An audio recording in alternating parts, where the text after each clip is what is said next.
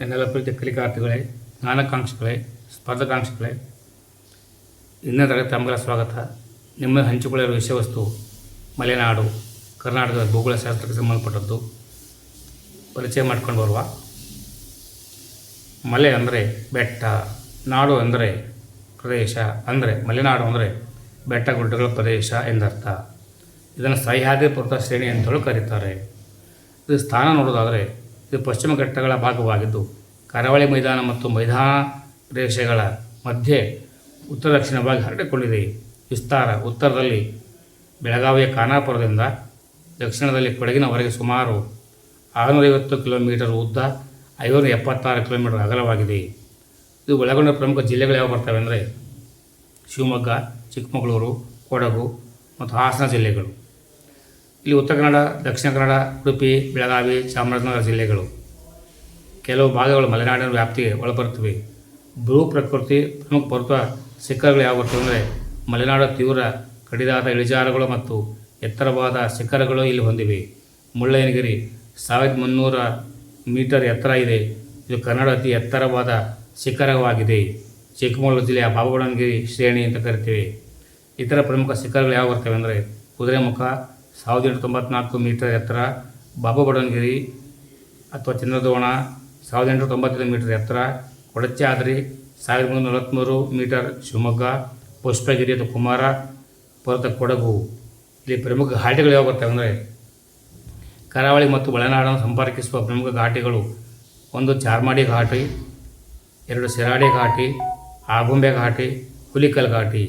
ಚಾರ್ಮಾಡಿ ಘಾಟಿ ಇದು ಮಂಗಳೂರು ಮತ್ತು ಚಿಕ್ಕಮಗಳೂರನ್ನು ಸಂಪರ್ಕಿಸುತ್ತದೆ. ಶಿರಾಡಿ ಘಾಟ್ ಇದು ಹಾಸನ ಮತ್ತು ಮಂಗಳೂರನ್ನು ಸಂಪರ್ಕಿಸುತ್ತದೆ, 75. ಆಗುಂಬೆ ಘಾಟಿ ಶಿವಮೊಗ್ಗ ಮತ್ತು ಉಡುಪಿಯನ್ನು ಸಂಪರ್ಕಿಸುತ್ತದೆ. ಇದನ್ನು ದಕ್ಷಿಣ ಭಾರತದ ಚಿರಾಪುಂಜಿ ಅಂತ ಕರಿತೇವೆ. ಹುಲಿಕಲ್ ಘಾಟಿ ಇದು ಶಿವಮೊಗ್ಗ ಮತ್ತು ಕುಂದಾಪುರವನ್ನು ಸಂಪರ್ಕಿಸುತ್ತದೆ.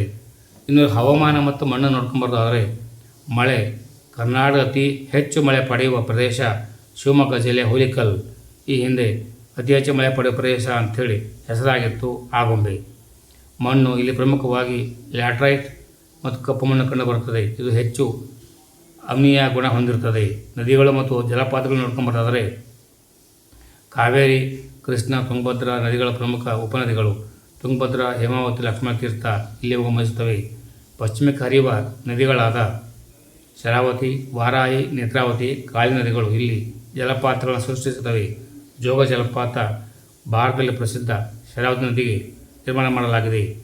ಇತರ ಜಲಪಾತಗಳು ಯಾವ ಬರ್ತದೆ ಬಂದಾಸೆ, ಅಬ್ಬೆ ಜಲಪಾತ, ಹೆಬ್ಬೆ ಜಲಪಾತ, ಹುಂಚಳ್ಳಿ, ಶಿವಗಂಗೆ, ಗೋಕಾಕ್ ಇತ್ಯಾದಿ. ಸಸ್ಯವರ್ಗ ಮತ್ತು ವನ್ಯಜೀವಿ ನೋಡೋದಾದರೆ ಇಲ್ಲಿ ನಿತ್ಯಧೋರಣದ ಕಾಡುಗಳು ಮತ್ತು ಎಲೆ ಉದುರಿಸುವ ಕಾಡುಗಳು ಕಂಡುಬರುತ್ತವೆ. ತೇಗ, ಶ್ರೀಗಂಧ, ಬೀಟೆ, ಮತ್ತಿ ಇಲ್ಲಿನ ಪ್ರಮುಖ ಮರಗಳು. ಯುನೆಸ್ಕೋ ಮಾನ್ಯತೆ ಪಡೆದಿದೆ. ಪಶ್ಚಿಮ ಘಟ್ಟಗಳನ್ನು ವಿಶ್ವ ಪರಂಪರೆ ತಾಣವೆಂದು ಘೋಷಿಸಲಾಗಿದೆ. ಇದು ವಿಶ್ವದ ಪ್ರಮುಖ ಜೀವ ವೈವಿಧ್ಯತೆಯ ಸೂಕ್ಷ್ಮ ಪ್ರದೇಶ ಒಂದಾಗಿದೆ. ಆರ್ಥಿಕತೆ ಮತ್ತು ಬೆಳೆಗಳನ್ನು ನೋಡ್ಕೊಂಡು ಬರೋದಾದರೆ ಮಲೆನಾಡು ಪ್ರದೇಶವನ್ನು ಕರ್ನಾಟಕದ ತೋಟಗಾರಿಕಾ ಬೆಳೆಗಳ ನಾಡು ಎನ್ನಬಹುದು. ಪ್ರಮುಖ ಬೆಳೆಗಳು ಕಾಫಿ. ಭಾರತದ ಮೊದಲ ಬಾರಿ ಚಿಕ್ಕಮಗಳೂರಿನಲ್ಲಿ ಬೆಳೆಯುತ್ತಿದ್ದರು. ಈಗ ಬಾಬಾಬುಡನ್ಗಿರಿ ಕಾಫಿ ಬೆಳೆಯಲಾಯಿತು. ಚಹಾ, ಏಲಕ್ಕಿ, ಅಡಿಕೆ, ಮೆಣಸು ಮತ್ತು ರಬ್ಬರ್ ಇಲ್ಲಿನ ಪ್ರಮುಖ ಬೆಳೆಗಳು. ಕರ್ನಾಟಕದ ಅತಿ ಎತ್ತರ ಶಿಖರ ಮುಳ್ಳಯ್ಯನಗಿರಿ. ದಕ್ಷಿಣ ಭಾರತದ ಚಿರಾಪುಂಜಿ ಅತಿ ಹೆಚ್ಚು ಮಳೆ ಬೀಳುವ ಸ್ಥಳ. ಹಿಂದೆ ಆಗುಂಬೆ ಇತ್ತು, ಈಗ ಹುಲಿಕಲ್. ಮಲೆನಾಡ ಪ್ರಮುಖ ವಾಣಿಜ್ಯ ಬೆಳೆ ಕಾಫಿ ಮತ್ತು ಅಡಿಕೆ. ಪಶ್ಚಿಮ ಘಟ್ಟಗಳಿಗೆ ಇರುವ ಇನ್ನೊಂದು ಹೆಸರು ಸಹ್ಯಾದ್ರಿ ಶ್ರೇಣಿ. ಸರ್ವರಿಗೂ ಶುಭವಾಗಲಿ. ಪರೀಕ್ಷಾ ಸಮಯದಲ್ಲಿ ಈ ಪ್ರಶ್ನೆಗಳು ಬಂದಿದ್ದಾದರೆ ನನ್ನ ಶ್ರಮ ಸಾರ್ಥಕ ಅಂದ್ಕೊಳ್ತೇನೆ.